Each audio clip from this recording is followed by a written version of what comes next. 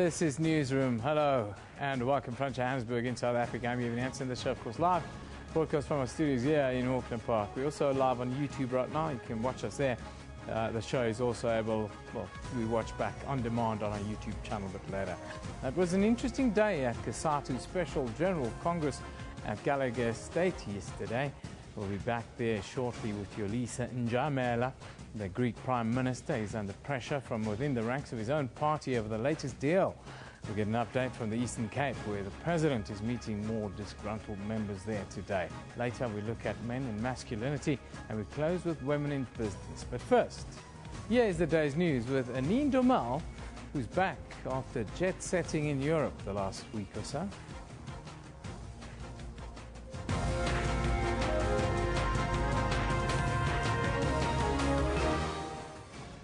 Well, good morning, I'm Anine Domal. Let's take a look at the stories making headlines today.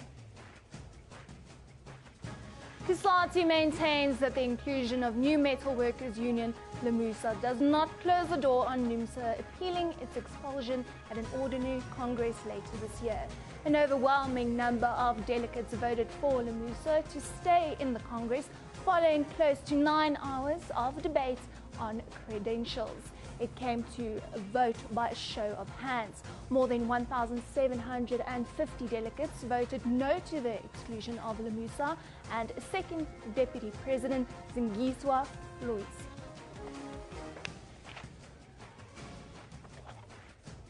Meanwhile, COSATU's President Dumont Lamini says workers have given the clearest indication that they would rather unite than split. Lamini was speaking very late last night after almost 11 hours of haggling between COSATU's warring factions. Majority of the delegates here do at least agree on some issues. We don't know what will happen with the other issues for discussion, but on the two key issues that we discussed, they are in agreement.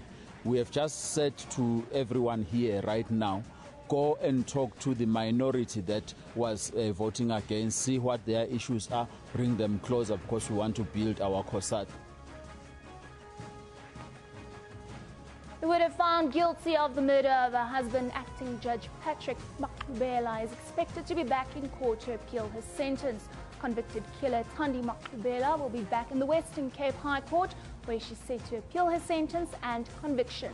Patrick Makubela was found dead on his bed in his Sea Point flat in June 2009.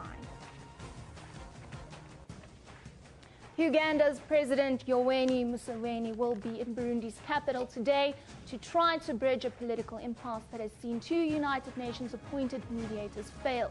Battles between the army and armed groups near the border with Rwanda, increased grenade attacks in the capital, and the continued outflow of refugees to neighboring countries has confirmed the UN view that the country is on the brink of a disaster. And Greek Prime Minister Alexis Tsipras is beginning a new set of negotiations today, this time trying to convince his own parliament to approve the terms of the bailout he agreed to in Brussels.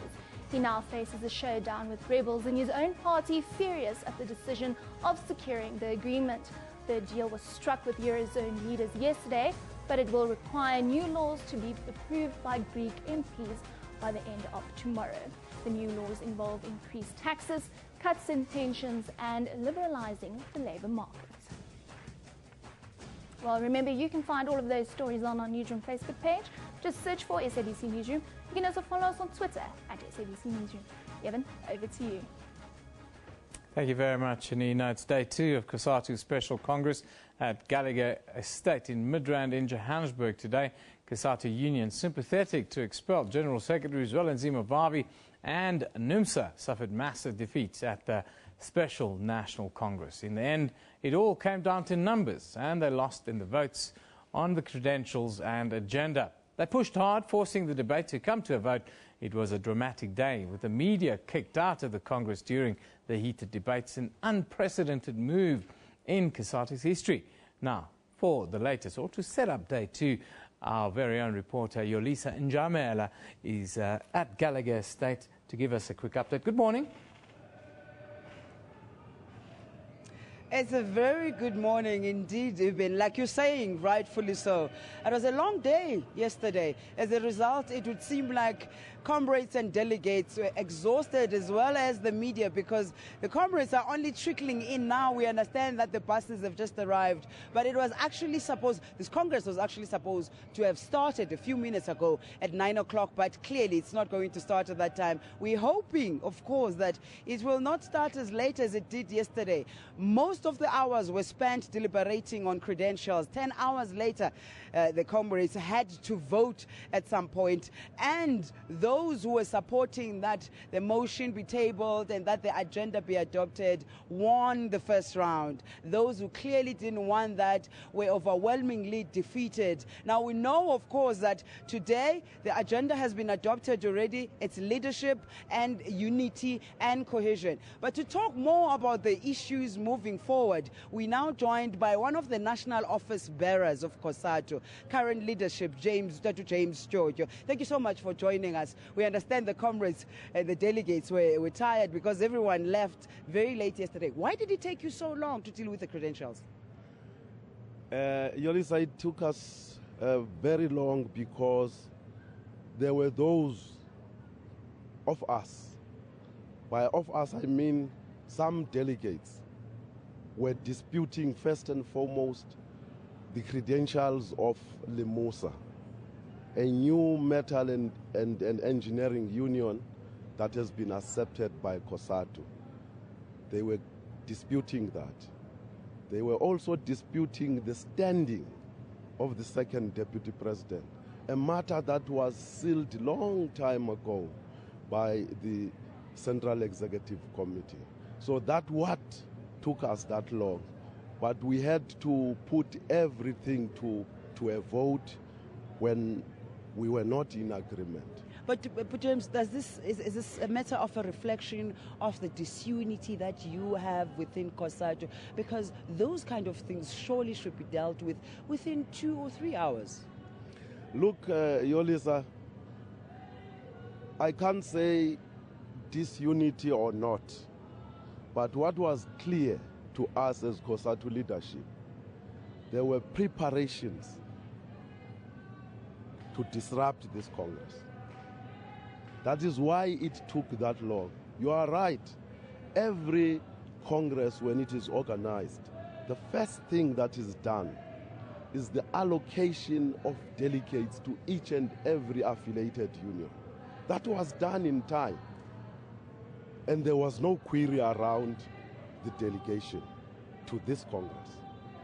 But James, the theme of your Special National Congress is cohesion and unity. Yet you've got people you have expelled. They're people who are out in the cold, so to speak.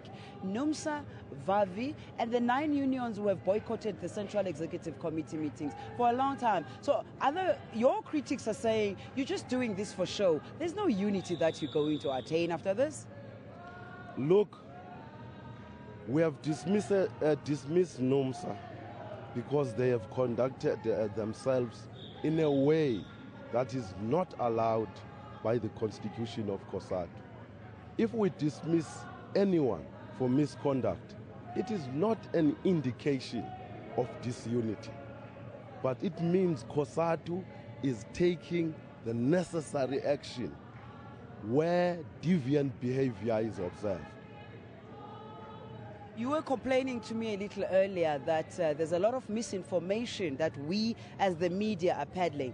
But perhaps you should be expecting that because you chucked us out and you barred the media from covering the deliberations and everything. We had to close that session, Yoli. We didn't chase you away, but we did not want the media to be privy to those discussions. Hence, we are going to organize a media briefing now and take you through everything that happened yesterday. We want to do that so that we quell the misinformation that happened when the media was not inside the Congress. Well, James Jojo, thank you so much for joining us. I'd like to expose him, though. He is the one who was tracing us out, in fact, yesterday and calling us by name. So he did bar us. Thank you so much for joining us this morning. Thank you. Eben, that's it from us for now. We continue with the conversations, of course, throughout the day. Thank you, Yolisa. You guys doing a fantastic job there at Gallagher Estate, bringing you this very important day, very important moment in the Labour Movement Federation in South Africa, in the history of it today. Of course, let's just recap quickly on what happens yesterday. Now, COSATU maintains that the inclusion of new metalworkers union LIMUSA does not close the door on NUMSA appealing its expulsion at an ordinary Congress in November of this year. An overwhelming number of delegates voted for LIMUSA to stay in the Congress following close to 9 hours of debate on credentials. Expecting disruptions, security was tight. Delegates arrived early, but it took hours before the Congress finally got underway, only to spend more than 2 hours discussing credentials. Unions sympathetic to expelled NUMSA and General Secretary Zwelinzima Vavi would not accept the credentials unless the new Metal Workers Union LIMUSA and COSATU's second Deputy President Zingiswa Losi were excluded. The unions accused the current leadership of flouting rules to include LIMUSA as an affiliate, replacing expelled NUMSA.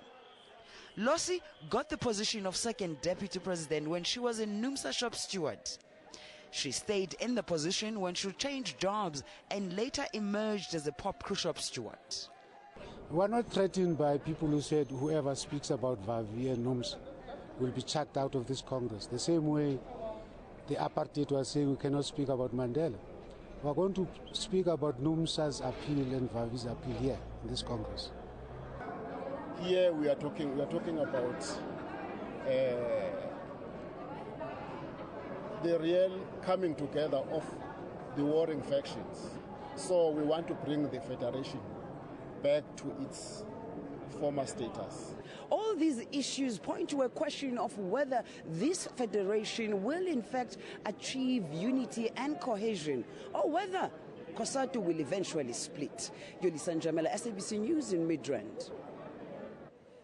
Yeah, delegates at the Special National Congress of COSATU voted to endorse the credentials then and allow LIMUSA and the Federation's second Deputy President, Zingiswa Losi, to attend the meeting. Here are some of the views that's been coming in. I can tell you hundreds and hundreds and hundreds of views have been shared on social media over the last 24 hours. Bongani says it's official that Zwelinzima Vavi and NUMSA are out of COSATU. Is it time for a new federation? Sad times indeed, says Bongani. Well, COSATU says the opposite. They say this will only be tested later on at an ordinary Congress in November, Bongani. Tsepo Mojapelo says, no person must really celebrate divisions in an organization as important as COSATU. However, unity can't be achieved at all costs. Yes, and the focus of course, today's discussions is around unity. Mpati Mota says, that is what happens when you're busy, fixated with politics instead of fighting for workers' rights. You just don't get it, COSATU, says Mpati Mota. Nomoniso Gasa says, the COSATU that will emerge will be fractured and deeply divided and weakened, despite pronouncements of a strong, united federation. Yes, that was one of the discussion points that was raised by our very own Yolisa Njamela when she did an interview. Now, the tweet of the day, well, this one comes from Tsepo Sekese saying, history will judge us, not by what we say in this moment in time, but by what we do next to build this federation moving forward. Unfortunately, that tweet isn't up. We'll try and put it up, but let's take a look anyhow at the front pages from around the globe. Now we start in Europe. The Times reports that businesses will be forced to publish average salaries for men and women they employ under plans to shame bosses into closing the gender pay gap. Still in the UK, The Independent reports that tens of thousands of Shia militiamen are poised to join the Fallujah, 14 miles west of Baghdad, in a bid to recapture it from ISIS fighters who seized the city 18 months ago. Then finally in China, the South China Morning Post says Eurozone leaders clenched a deal with Greece yesterday to negotiate a third bailout to keep the near-bankrupt country in the Eurozone after a night of intense haggling.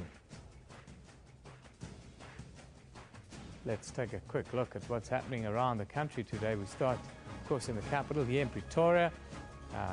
IPID head Robert McBride is expected to hear whether his internal disciplinary goes ahead or whether it's delayed. McBride faces several charges for allegedly altering a report into the arrest and rendition of 5 Zimbabwean suspects in 2010. Then in Mpumalanga, the High Court sitting in Graskop is expected to continue with the trial of a couple charged with 49 counts of rape and assault of 21 girls who attended their initiation school for girls in Mahushu. And in the Western Cape, convicted killer Thandi Makubela is expected back in the High Court, where she will appeal her 15-year sentence and conviction for the killing of her husband, Patrick. Now, the killing of people with albinism in Tanzania has become a massive matter of concern to local and international authorities as the death toll continues to rise. The United Nations recently sent teams to Tanzania to help educate communities and to protect the people with albinism living there, especially those who have already been abused. This report is from UNICEF. In Tanzania, you have this added horrible risk for people with albinism that they are going to be attacked.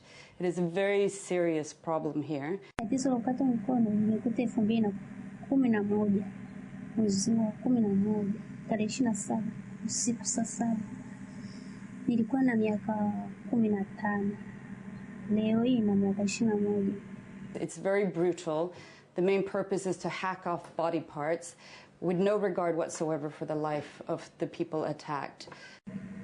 Walikuwa watu 5 walipoingia chumbani kwetu wakatumulika tochi kwa sababu kwetu hamna umeme.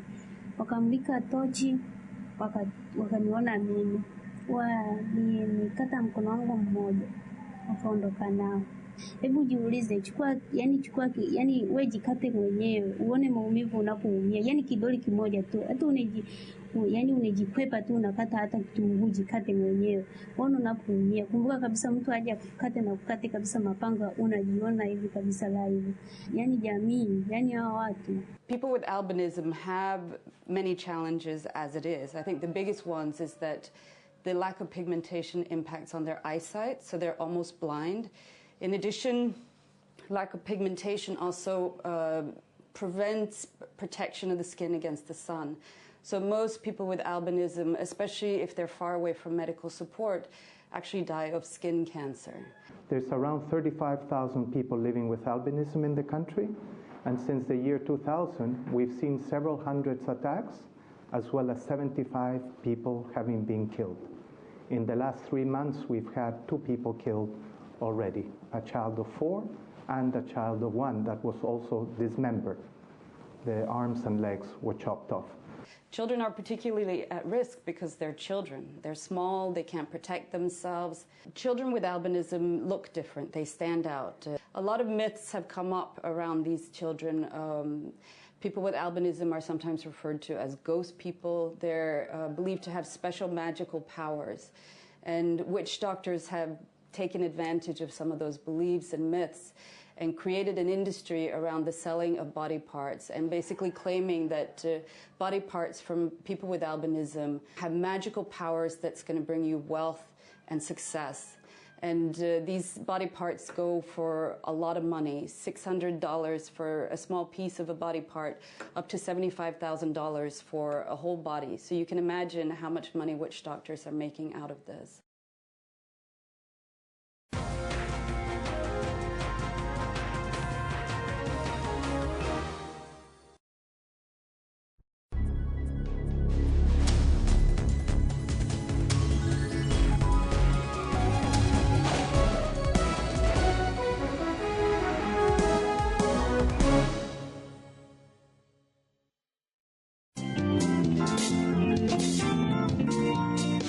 For the farmer, fire sometimes epitomizes a new beginning, purifying and cleansing the ravages of winter. With the help of the Children of Fire, Mita is now a social worker manager and helping other survivors to unleash their potential. People should just allow people who are disabled or disfigured or whatever to be who they are. Now happy and a bit more confident, Ntabiseng helps around at the Children of Fire with chores. People must come with a full heart to give, not to do the selfie, "Ah, shame, here's me and a burn kit." Join me, Rifio Wemwiba, on Bopelong every Saturday at 17:30.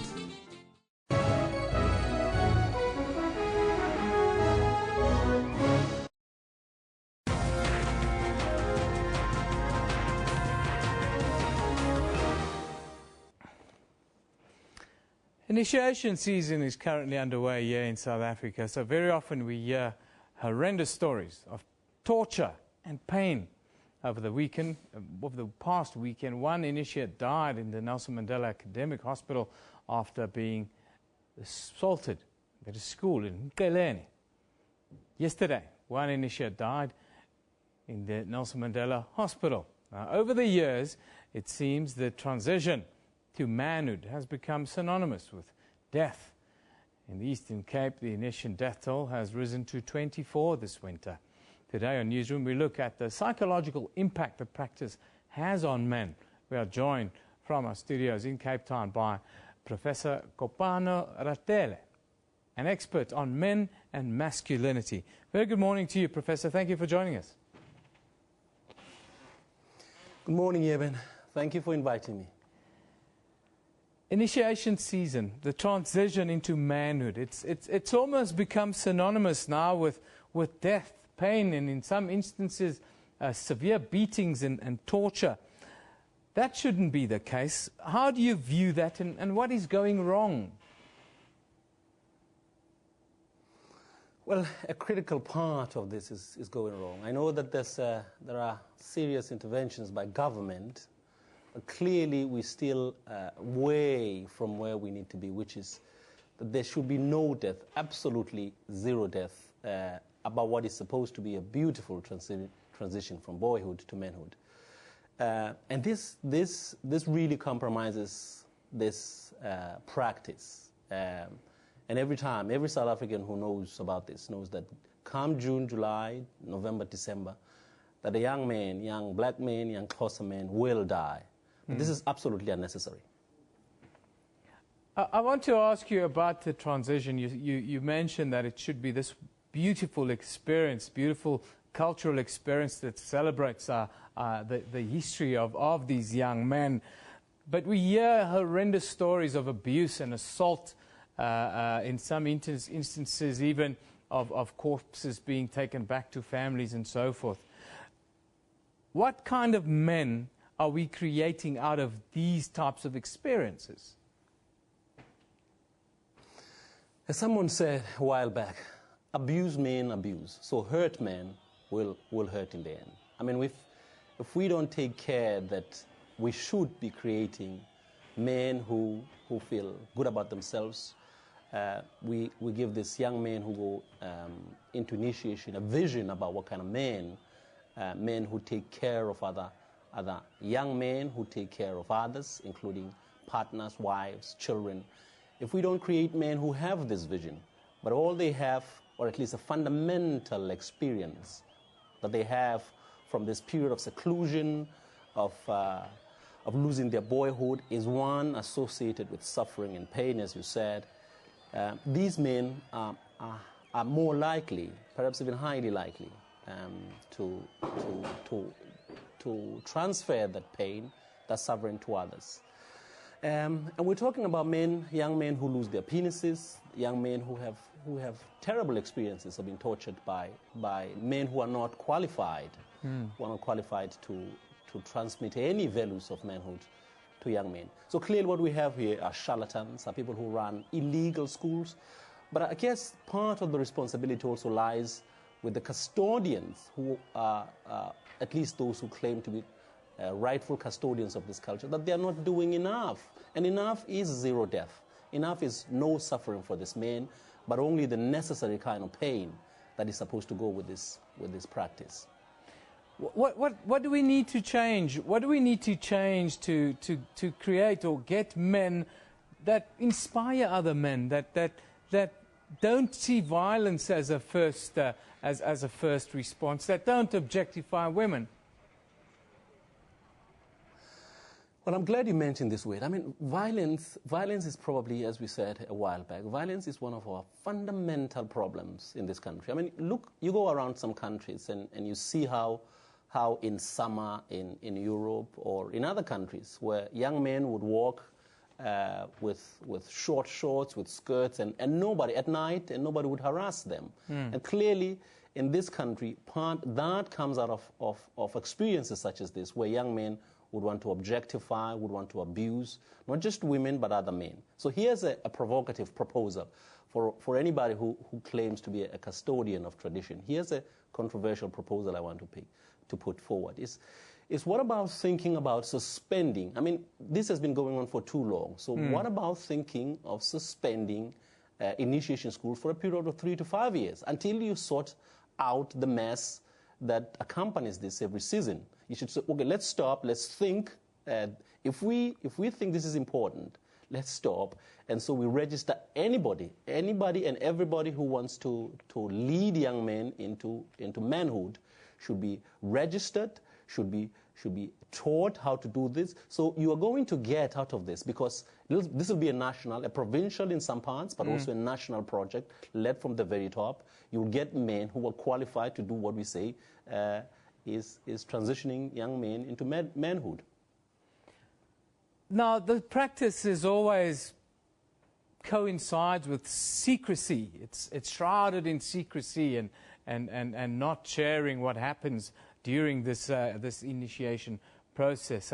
I want to ask you about the secrecy, but I also want to ask you, what are your thoughts on widening this practice and allowing other races, including my own children, to understand the Africa that they're living and what it means to be a man here?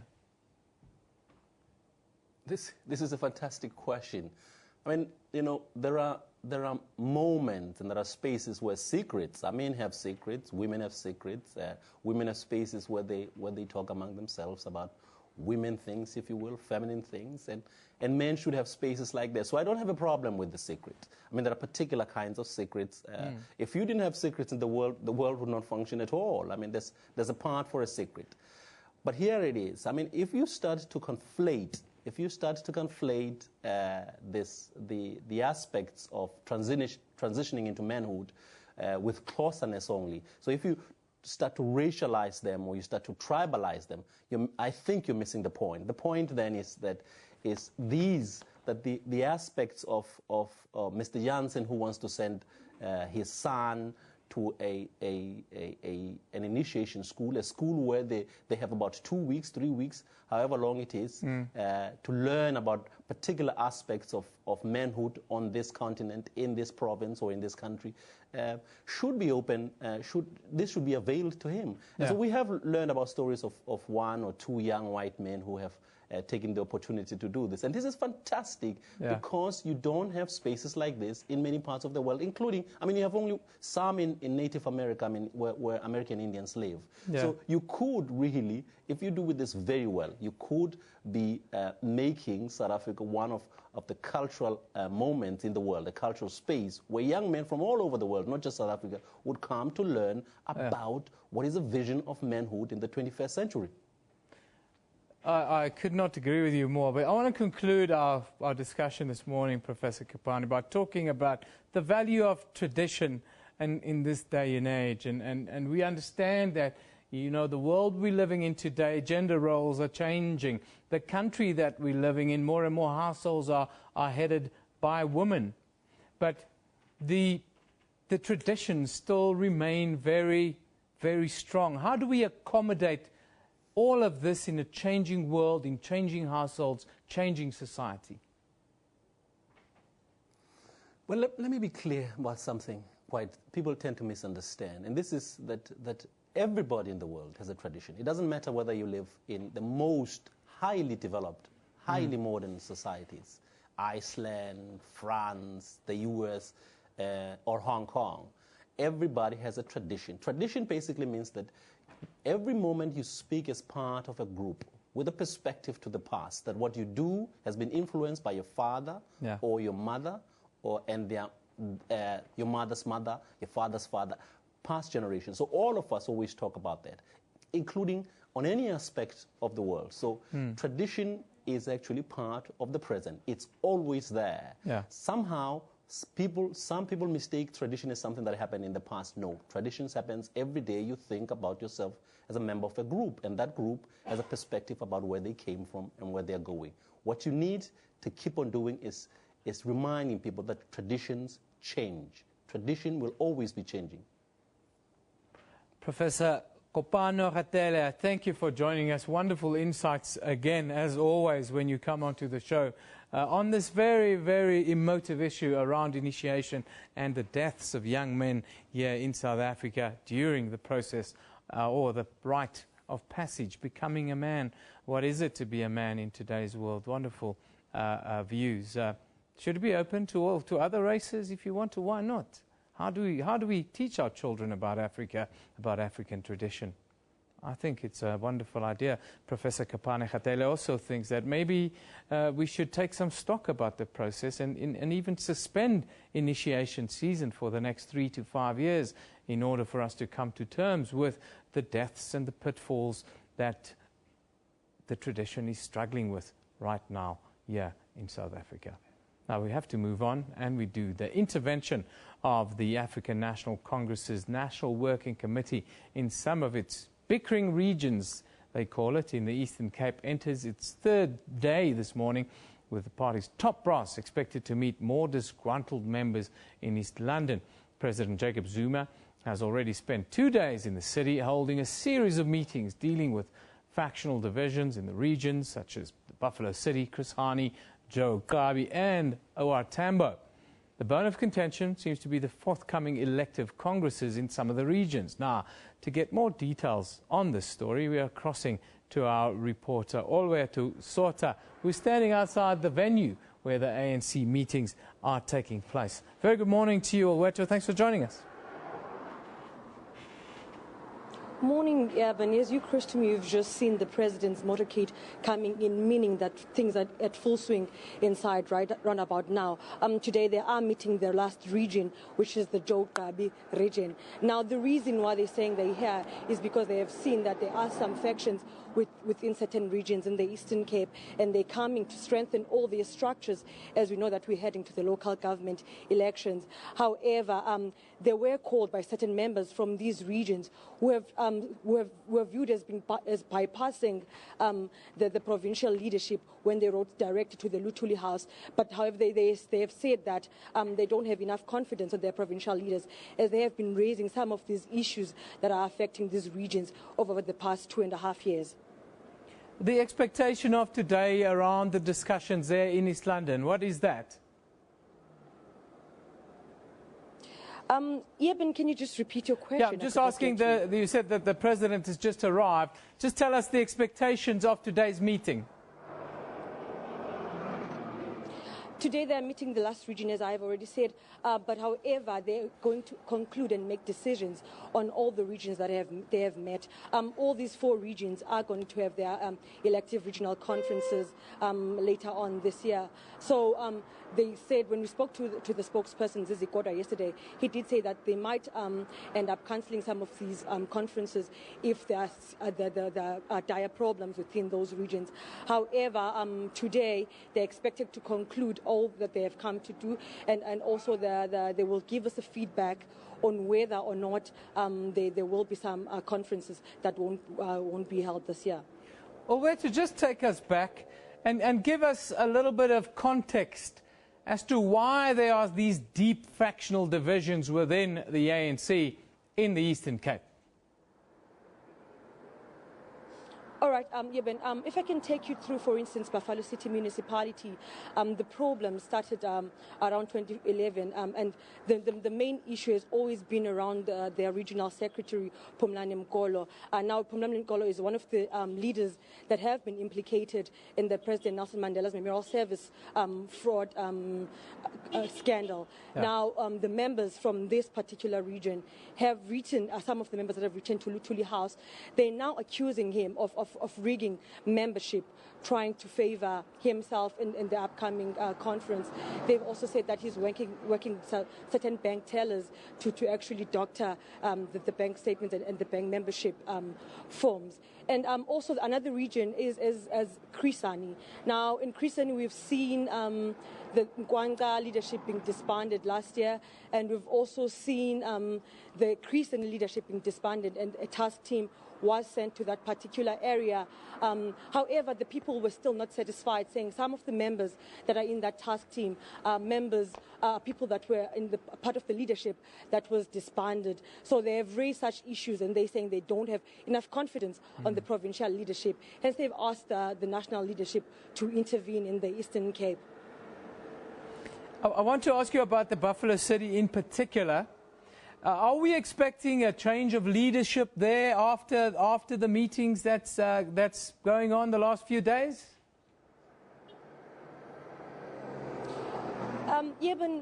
About a month or a few weeks ago, we've seen change of leadership in Buffalo City Municipality. The former mayor, Zukiswa Ncitha, was resigned and was replaced by Alfred Nzi, and Xola Phakathi also took the position of deputy mayor in this region. However, there are still problems in Buffalo City in terms of there are still factions, because you'd find that within the administration of the municipality, there is a faction that does not want the municipal manager, Andile Fani, in that position. So it is still an issue that is being discussed, and it is one of the issues that was brought forward to the provincial leadership. And the provincial leadership has said that they will look into the issue of administration within the Buffalo City.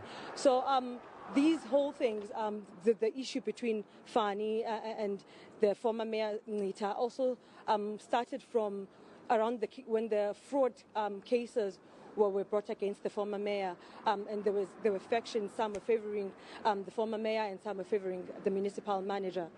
And quickly, in conclusion, tell us which are some of the other regions that will be getting the attention and why.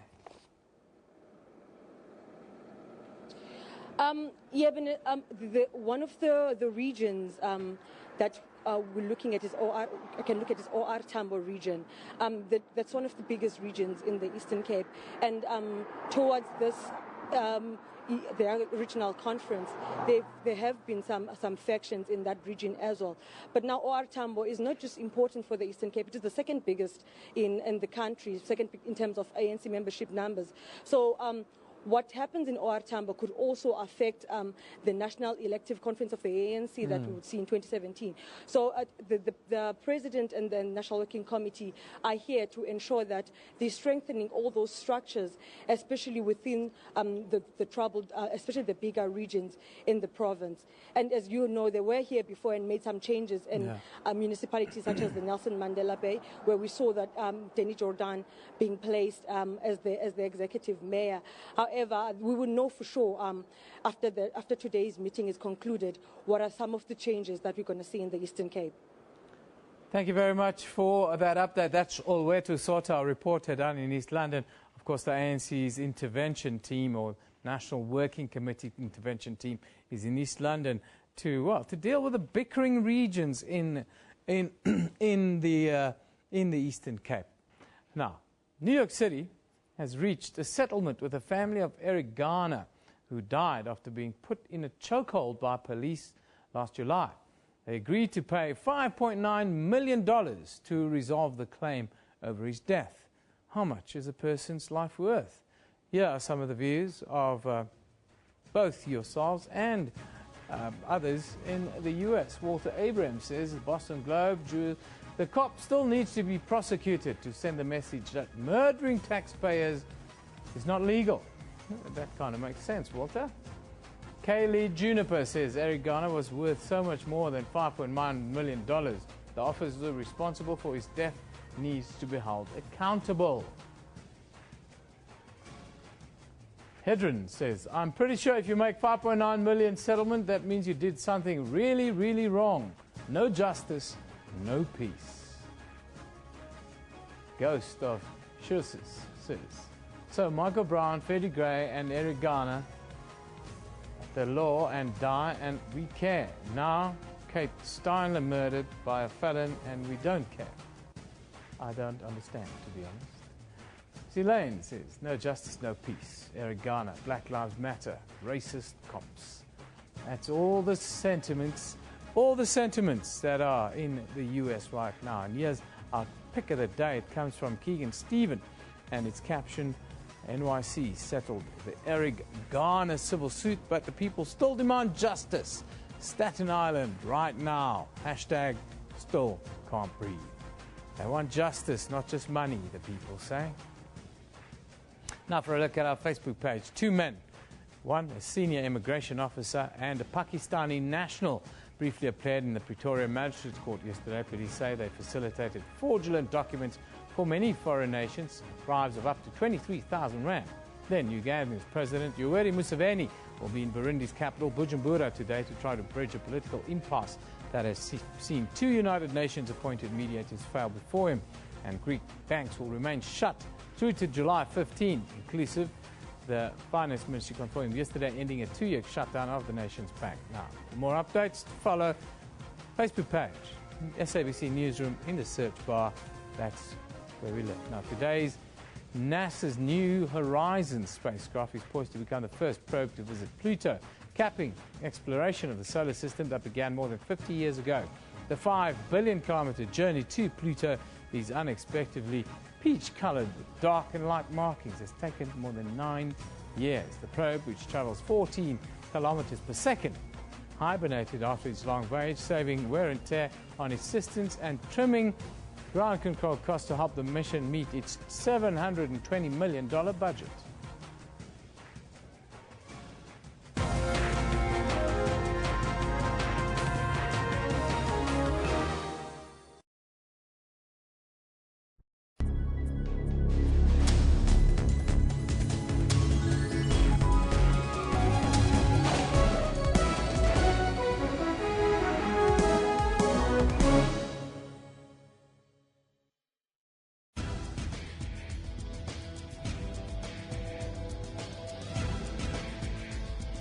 Technology is all around us and is improving lives across Africa, like how young Nigerians are connecting to the internet.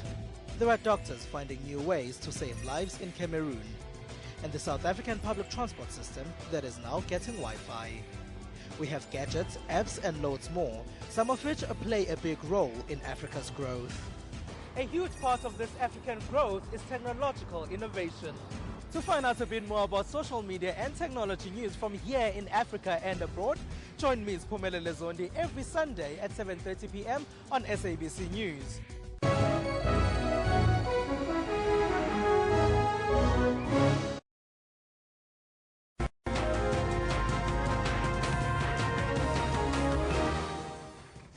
Welcome back. You're watching Newsroom on SABC News. Let's take a quick look at the stories making headlines today. COSATU has reiterated the inclusion of new metalworkers union LAMUSA does not close the door on NUMSA appealing its expulsion in November. An overwhelming number of delegates voted for LAMUSA to stay in the Congress following hours of debate on presidentials. Meanwhile, COSATU's president, Dumont Lamini, says the vote has shown workers would rather unite than split. Lamini was speaking late last night after almost 11 hours of haggling between COSATU's warring factions. And Greek Prime Minister Alexis Tsipras is beginning a new set of negotiations today, this time trying to convince his own parliament to approve the terms of the bailout he agreed to in Brussels. The deal was struck with Eurozone leaders yesterday, but will require new laws to be approved by Greek MPs by the end of tomorrow. Remember, you can find all of those stories on our Newsroom Facebook page. Just search for Newsroom. You can also follow us on Twitter at SABC Newsroom. Evan, back to you. Thank you very much, Indy. Now that we are, well, near 21 years in a country that allows freedom and opportunity for all races and sexes to achieve any dream they set out for themselves, one would expect women in corporate South Africa to be better represented in top and senior management roles. But the latest statistics reveal that women are still struggling to climb to the very top of the corporate ladder. Last week, the Business Women's Association of South Africa, together with Sasol Women in Leadership, launched their annual census, the only one of its kind in the country. Now, this report measures the inclusion of women in South African business. And joining us this morning from our Durban studio is the president of Business Women's Association of South Africa, Farzana Mala. Very good morning to you, Farzana. Good morning. And then I've got in studio with me in Johannesburg, University of Johannesburg researcher Anita Bosch. Good morning, Anita. Thanks for joining us. Good morning. I want to start with you, Farzana, down in Durban. Just quickly tell us about the most concerning findings for you within the census. Even from a global perspective, women make up more than 50% of the workforce. In South Africa, we make up more than 50% of the population. 45% of women in South Africa are employed. But if you look at the number of women in leadership positions in JSE-listed companies and your top 20 state-owned enterprises, at an executive management level, this diminishes to approximately 29%. If you look at a director level, this is about 21%. And if you look at the top echelons of leadership, your CEO positions and your chairman positions, women make up only 2.4% of CEO positions and just over 9% of chairman positions. If you look at the total directorships held in South Africa, and it's just over 4,000 directorships, there are just around 935 women directors, and of the 935 women directors, 500 women are holding this position. Now, if you look at it from a global context perspective, a number of countries legislate a minimum number of women in board positions. While South Africa outperforms the BRIC countries, we're still behind some of the developed world. And with women making up more than 50% of our population and 45% of our workforce, if we do not retain our top talent, we will struggle to remain competitive in a changing and rapidly changing business world with increased uncertainty and competition. Anita, yeah. And if you look at it from a state... I just wanted to bring in Anita Farzana. I'll come back to you now. I wanted to talk about the Johannesburg Stock Exchange. I see that less than 10% of listed companies have a 25% showing of women directors in the businesses. Is that really a concerning matter for you? Yes, it definitely is, because those companies have dropped. So in previous years, there were more companies amongst the 25%ers. And so that shows a backward, trend, a decline. And so for us, this becomes an important marker because we want to reach a tipping point. More companies should be having more than 25% representation. Yeah. I mean, that's sort of a no-brainer. And measuring on the JSE, looking specifically at the large market capital companies, those ones have the worst representation. So of the large industrials and companies that have a huge economic say in the country, we have very low women representation there. That is very concerning, Farzana. What do you think are the reasons behind this? Well, why are women being prevented from going to the very top in corporate South Africa? There's two factors that really contribute to gender inclusivity, transformation and diversity and in top leadership positions. The first is legislation or quota systems which support diversity. The second more key factor really is buy-in from the leadership in large listed companies in South Africa and the large organizations within the country in understanding that women make up more than 80% of consumers of products and services globally today. And if we do not have diverse thinking in the boardroom and we do not capitalize on our top talent, we will struggle to actually achieve our bottom line performance targets. We're seeing more and more companies re-look at their gender inclusivity strategies, and realize the importance of the contribution of women in leadership positions. And we are seeing them put mechanisms in place, training and development programs, and re-look at their human resource practices to encourage more women to contribute in leadership positions. Anita, I want to come to, you know, the bread and butter issues. People always go back and say, yeah, but it's difficult for women to achieve those kinds of roles because some of them have to be mothers at home and so forth. Is there still that kind of archaic thinking? Well, there is, and it's really a social norm, isn't it? So what we're saying, in effect, is that men cannot be carers by making that statement, which I think is not true at all.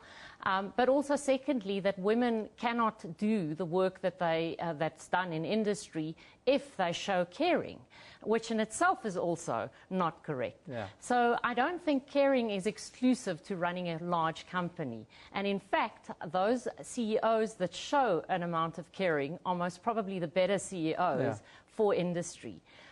So being a mother and having children does not necessarily exclude you from performing any of those roles, but you do need different types of support mechanisms, and that organizations must realize. I've been trying to get my wife to, because my wife works in the corporate world, and I've been trying to sell her the idea of the house husband, but she sends me to work every day. I wanted to ask you, Fazana, on a serious note there, is there a danger of us losing our top female talent to multinationals and elsewhere abroad because of the way we manage our corporate structures here in South Africa? Definitely. If you look at what the World Economic Forum Gender Parity Report 2014 said, is that we would have to wait 81 years for gender parity in the workplace, and that if companies wish to be competitive in the 21st century, they really need to re-look at utilizing women in leadership positions. So the demand for women leaders globally has increased, with Japan being the latest country to legislate a minimum woman on board positions. It becomes a key challenge to ensure that we are retaining our top talent, that we create work environments that are conducive and support them in their training and development, and understand the critical success factors for women to perform in leadership roles. There are certain sectors that are more progressive than others. And if you look at the 53 companies with no women directors, generally the trend is that the leadership of those companies say that they struggle with retention of women, or to find women that are keen to progress in those particular industries.